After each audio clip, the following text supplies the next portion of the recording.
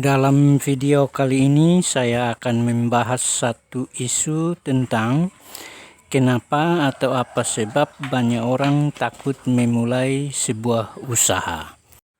Saya sudah pernah mengulas tema ini di video-video saya yang terdahulu.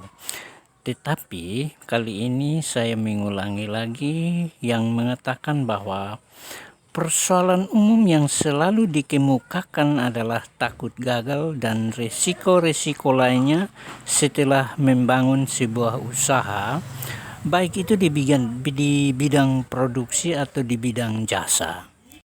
Sebenarnya ini hanya mindset awal yang terjadi.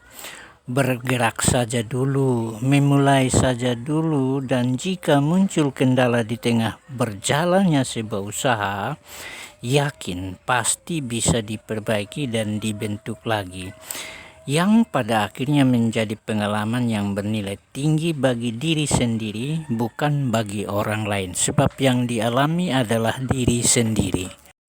Sebelum saya membahas lebih jauh, cobalah renungkan dalam benak dan pikiranmu tentang filosofi ini. Ini fakta, bukan dongeng. Mengapa air selalu mengalir dari tempat atau dataran yang tinggi menuju dataran atau tempat yang rendah?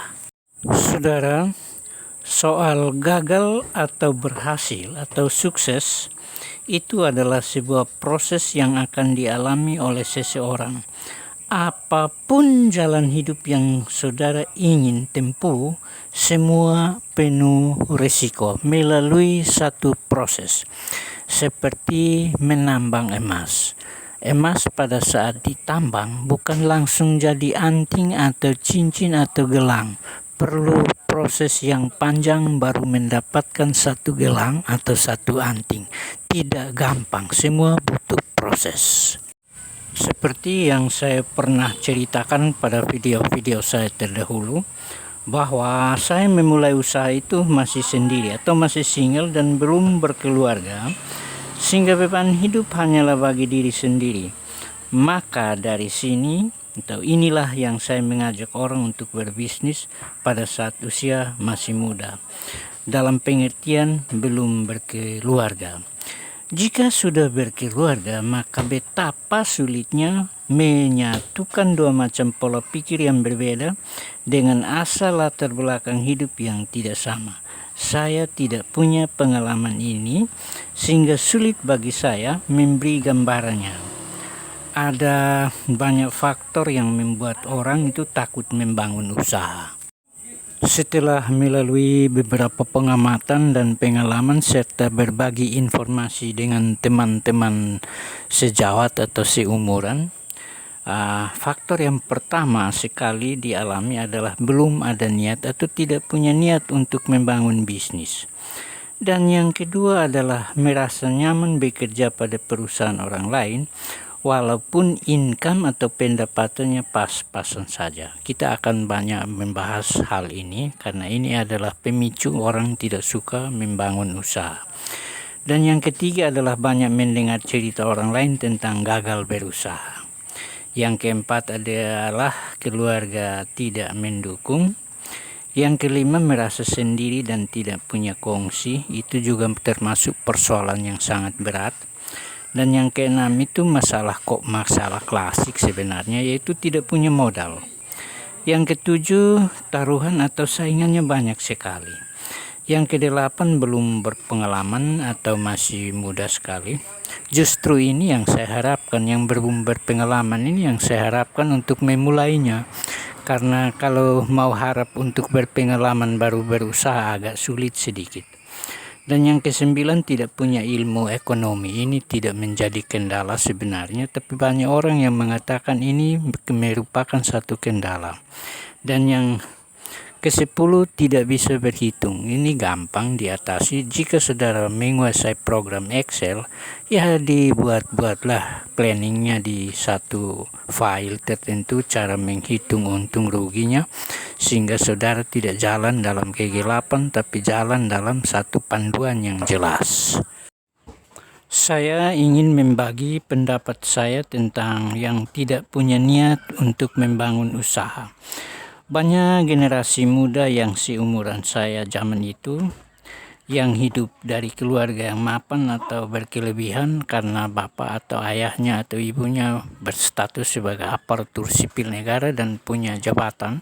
Jelas orang-orang seperti ini memiliki pola hidup atau gaya hidup yang cukup sehingga tidak akan berpikir untuk membangun sebuah usaha bagi diri sendiri. Ini yang menjadi pola atau alur berpikir pada zaman itu, bahwa seseorang yang sekolah pasti harus menjadi pegawai negeri atau aparatur sipil negara. Zaman sekarang ini pemerintah sudah membalik, yaitu aparatur sipil negara dikurangi dan usaha kecil menengah itu didorong untuk mencapai apa yang diinginkan oleh pemerintah, itu membangun spot-spot usaha yang dapat mendongkrak pendapatan asli daerah melalui pajak pendapatan.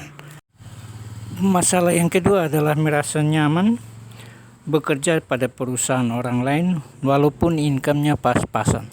Kalau pendidikannya pas-pasan atau tidak punya kecerdasan akhlak atau kecerdasan pikiran yang mantap, sebaiknya bekerja pada orang lain, tapi ingat harus menyisihkan pendapatan sebagai modal usaha. Kenapa? Karena satu saat fisikmu tidak kuat lagi dan saudara tidak akan diberhentikan dan tidak bekerja lagi pada perusahaan itu. Bekerja pada orang lain berarti butuh fisik yang sangat kuat. Ingat akan hari tua Anda, bahwa di suatu saat nanti Anda akan mengalami penurunan fisik di mana saudara tidak bisa bekerja lagi. Banyak dari teman-teman saya yang dulu bekerja pada orang lain atau perusahaan lain, kini kami sudah usia senja. Mereka tidak punya pekerjaan, hanya duduk-duduk mengharapkan uluran tangan dari anak-anak yang juga bekerja pada orang lain. Jangan berpikir untuk mendapatkan uang lebih banyak atau uang sendiri, sebab tenaga atau fisik sudah tidak berguna lagi. Masalah yang berikut adalah seringkali mendengar cerita tentang orang lain gagal dalam berusaha. Memang saudara, kalau saya tadi katakan bahwa air mengalir dari tempat yang tinggi menuju tempat yang rendah, itu artinya jangan pernah sombong. Kalau ada orang yang gagal di awal berusaha itu karena mulai dapat uang sedikit, mulai sombong, jangan pernah merasa sombong, karena sombong itu akan membuat saudara terpisah dari khalayak ramai, di mana saudara menciptakan saingan yang banyak dan banyak orang yang akan iri hati dengan saudara. Biasa-biasa saja, tidak usah terlalu sombong. Ada yang berkata bahwa keluarga tidak mendukung. Ini adalah poin keempat. Keluarga tidak mendukung. Ya iyalah. Kalau saudara memperistri atau mempersuami seseorang yang dia bukan berpikiran bisnis atau berpikiran wirausaha, jelas dia tidak akan mendukung. Dia mau saudara menjadi aparatur sipil negara yang berpangkat tinggi, berpenampilan rapi, walaupun pendapatannya pas-pasan saja. Ini memang kalau dua, makanya tadi saya bilang kalau sudah berkeluarga baru berusaha atau membuka bisnis, sulit sekali menyatukan dua pendapat, dua macam pikiran yang berbeda-beda. Banyak orang berkata bahwa punya banyak saingan bisnis itu berbahaya sekali untuk kita gagal. Tapi dari pandangan saya sendiri, kalau kita punya saingan bisnis yang banyak, itu justru merangsang kreativitas seseorang untuk bisa maju. Artinya dia membuat sesuatu pembeda yang meraup pelanggan sebanyak-banyaknya. Ini dari sisi saya. Sebab dari sisi saya, kalau kita punya pesaing yang banyak, kita dalam hal ini kita saling membantu. Kita bangun persahabatan dan kita saling membantu dalam hal transport, dalam hal modal dan lain-lain sebagainya. Intinya kita bangun saling percaya diri saja, saling mempercayai satu sama yang lainnya. Lihat saja bangsa Cina. Bangsa Cina mereka sama punya mindsetnya adalah berdagang. Tapi tidak pernah mereka itu satu menyaingi satu menjatuhkan yang satu. Mereka itu malah saling membantu sama yang lain. Mereka bangun satu pinjaman bukan buat di notaris, saling percaya saja. Transfer antar bank dengan catatan saling percaya. Nah, saling percaya ini yang harus kita miliki dalam hidup kita. Makanya tadi saya katakan air itu mengalir dari tempat yang tinggi menuju tempat yang rendah. Artinya jangan pernah sombong, merasa menjadi single fighter akan menang dalam pertandingan. Tidak, saudara-saudara, harus dipikirkan dengan saksama bahwa tidak boleh merasa diri hebat dan mau berusaha secara sendiri-sendiri. Bangun kongsi dengan yang lain. Ini saja video saya, kita akan lanjut di video-video yang lainnya.